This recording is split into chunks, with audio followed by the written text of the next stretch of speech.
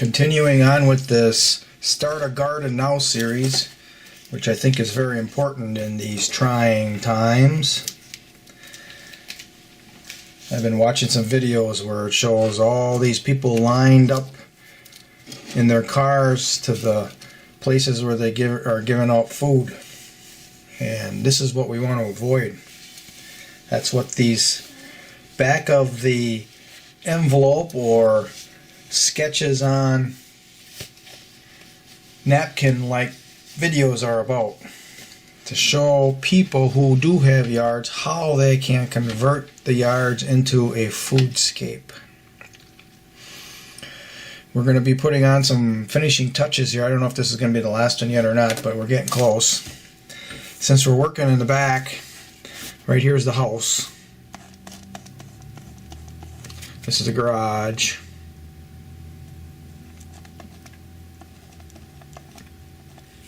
This is the driveway. Okay, and we talked about how we are doubling up our sod to make garden beds. I got an explanation on all this on previous videos. I even kind of went over it on different videos. We got a lot to cover, so I'm going to skip that this time. Since we're working in the back, we're going to talk about this corridor here around the edge of the property, near the property line. This can be extended all the way down if you feel like you need to. After I explain this to you, then you can make your own decision on how it is. But the best, if you have deer around, or maybe there are people around that you don't necessarily think are going to be reacting positively in a food shortage scenario, you want to be putting up double fencing. And I've got deer here, so I've got double fencing for the deer, and who knows, we may turn into one of those. When people are desperate, they do things that they wouldn't do otherwise, so you just don't know. But this is a double fencing arrangement here, and you want to have these double fences 5 feet apart. From here to here, 5 foot apart. And in those buffering areas, you're going to be planting trees and understory plants that can live in the shade of trees. And you don't want to plant the trees very densely. You want to space them out maybe every 12 feet or so. That's about the only time I'll make that recommendation, like the foresters will, where you plant everything 12 feet apart. This is about the only place I would ever do it. Then underneath those trees, you would plant a variety of bushes that can live in the shade of trees. Ribes are the biggest ones around here. Aronia is another. I mean, these will do better in more sun than shade, but they will grow in shade and produce a crop. So a couple of things you're going to be doing here. One is, because of the double fencing I mentioned, is going to keep out predators that can jump over fences. They'll jump over one, but when you have two of them close by, it's been shown that they don't. And I have experimented with this now since 2013, and they just don't. They don't jump over two fences like this that are that close together. And those trees are going to provide shade for the ground surrounding your beds. So now this ground isn't going to be drying out or dehydrating in dry years as quickly. So having this surrounding area that has plenty of moisture in the soil will benefit everything in the center. It'll provide wind screens, especially in this case we're talking about from the cold north winds. The fencing will create a screen and the trees will create a screen. Then there's something called Ekman's spiral, whereas the wind comes over the trees. This is a tree here. The wind is coming over the tree, it'll actually sink and circle around, and in this point it slows down and it drops its nutrient. So it'll be a very passive, it's a low form of nutrient, but it is something to count for. So as this wind is coming, it's going to circle around here. As it drops down, it'll drop its nutrient and then continue on. The next is it's going to be a crop. You're adding a diversity of food sources to your landscape, and oftentimes, like the rye, especially like black currants, man, and aronias too, they're just loaded with nutrients. It isn't a crop that's going to fill you up, but it's a crop that's going to nutrientize you. So those are just a couple ideas. I mean, there's other ones that as you do your own study in your area is going to be different than mine, perhaps, or perhaps you just like different other things. Go for it. Another idea is if you do have the person problem, the desperate people problem, then you want to fill these areas up with thorny crops, like thorny gooseberries or very thorny blackberries, thorny raspberries. If somebody is a bad actor and they jump over the first fence, you're going to slow them down enough that they're not going to want to jump over it. They don't know what's on their side of the second fence, so they're not going to jump over it. They're going to jump back to where they know it's safe. Then I make a little schematic of a certain design that I trialed back in 2013, and I still have it in existence, and it's working very well. So you have your outer fence, and it's just a normal fence, perpendicular to the ground. And you got posts here. You got post here, you're looking down on it. Or you're looking at it from the side, and the post is going to be like this, next to the fence, going into the soil. And then the inner one, I slant a little bit. So this is the fence. And the outer one should be a wooden fence or some type of a solid fence to block the wind. The inner one can be just a wire fence. I'm using 2x3 inch welded wire, which it's not cheap, but it's a lot less expensive than a wooden one. And then under here I'm planting the ribes. These are the ribes. They can handle pretty deep shade. Here are the trees coming up. Here are grapes. Grapes are growing along this fence right here. So the fence becomes a trellis, dual purpose use.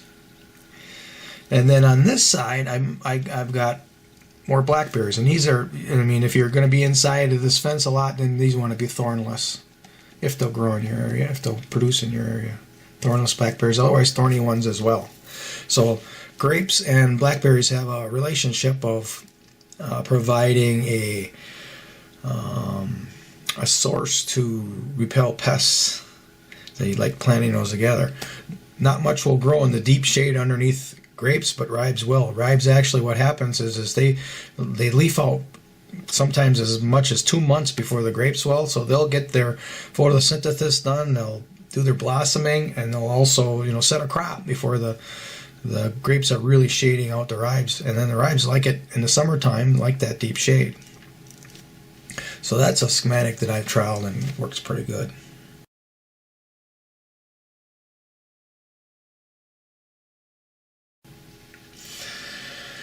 Okay, well, we already got 8 minutes into this. Let's see if we can cover something quick. Let's deal with water. We want to be harvesting our rainwater from the house, and this right here is a good spot for rainwater.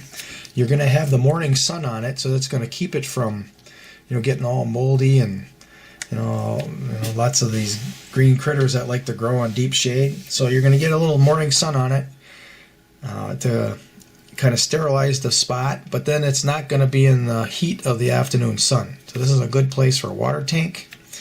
And then this is a good place for composting, either right here or right here. Let's just put it here to fill in the spot. This would be the composting area.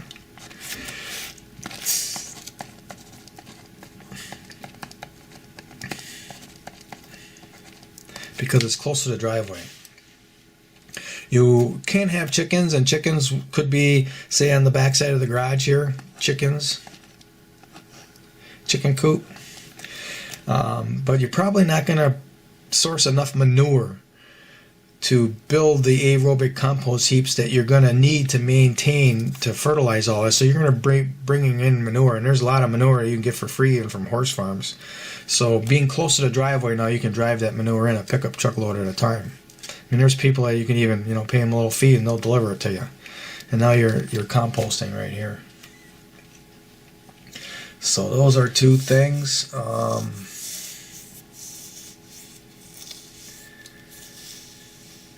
Well, another one we can talk about is the bird houses.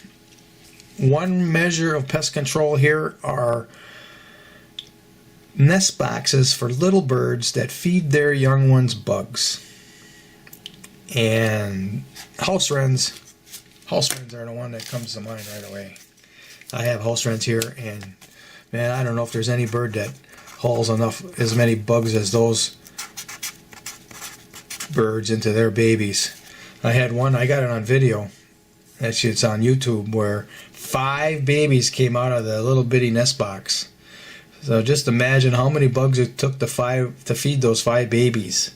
So house wrens are a good one, and the hole for that nest box, and you don't need that large of a nest box, not that big, but the hole should be like 15/16 of an inch.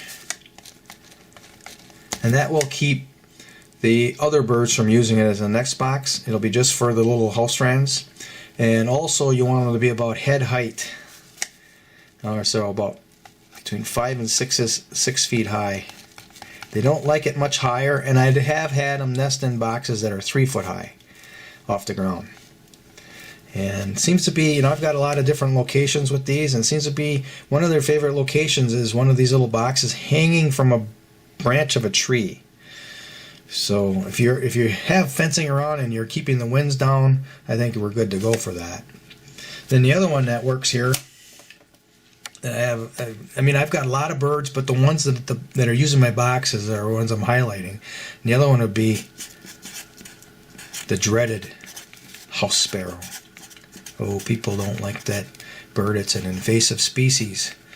But I'm sorry to tell you, they're here to stay, and they feed their young ones bugs, and they are really good in a food landscape like this. I've even seen house wrens. I was I'm going to recall this, and I've told this story a couple times.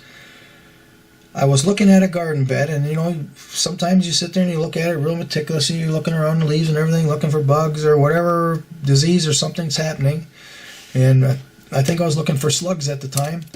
And I just finished looking, and I was at the end of the bed, and a house wren flies into the bed, and in like 2 seconds comes out with one of those green cabbage caterpillars. It's just amazing. So that's what I'm talking about. So I don't know. I don't know if I can add much more to this. I guess we have an empty space here you can get creative with. Fill it all in. That's how we want to turn this into a foodscape, and think about diversity. Well, there's one other thing I talked about: dwarf trees.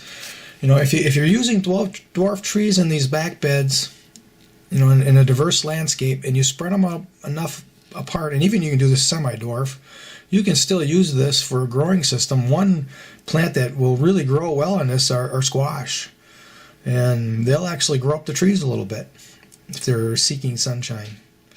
So having that diverse landscape of fruit trees along with growing crops is a pretty effective means to make use of that land. Now, if you get these trees really close to one another, then it's going to be too much shade for the squash. But there's other crops as well that'll grow in shade. I grew some leeks in some very dense shade. Now, they didn't get as thick as what they normally get. They were thinner, but they actually grew taller, seeking the sun. So I don't know. I think I did lose a little weight because they were in such dense shade, but they still give a really good crop. So anyhow, that's going to be, I think, the end of this video here. Give you a little close-up. If you have to, you can pause it there and study it.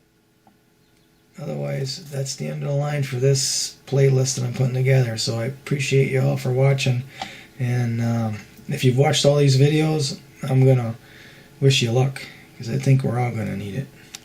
Thanks for watching.